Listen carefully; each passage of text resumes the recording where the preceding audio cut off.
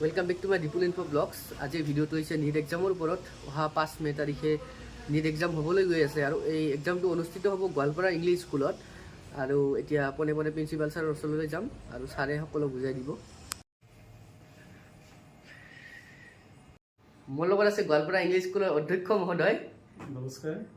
আচ্ছা ছাৰ, আপুনিতো অলৰেডি মানে তিনিটা এক্সাম পাতিলে NTA-ৰ। চাৰিটা পতা হ'ল। আচ্ছা, চাৰিটা এক্সাম পাতিলে NTA-ৰ আণ্ডাৰত, মানে সৈনিক স্কুলৰ এন্ট্ৰেন্স পাতিলে। আচ্ছা, এতিয়াতো মানে এই নীট এক্সামটোতো আপোনাৰ মানে নতুন এক্সপিৰিয়েঞ্চ ছাৰ। তাৰ বাবে মানে কেনেকুৱা অনুভৱ কেনেকুৱা ছাৰ? অনুভৱ মানে কি, নীট এক্সামটো যদিও নতুন এক্সাম হয়, কিন্তু যিখিনি NTA পাতিছে, কিন্তু NTA আগত অল ইণ্ডিয়া সৈনিক স্কুল এণ্ট্ৰেন্স এক্সাম পাতিছিল। গতিকে অল ইণ্ডিয়া সৈনিক স্কুল এণ্ট্ৰেন্স এক্সাম আৰু নীট এক্সাম তেওঁলোকে সমপৰ্যায়ত একে ষ্টেণ্ডাৰ্ডতে চব এক্সাম পাতে। গতিকে নীট এক্সামটো মোৰ বোধেৰে যদিও নতুন এক্সপিৰিয়েঞ্চ হয়,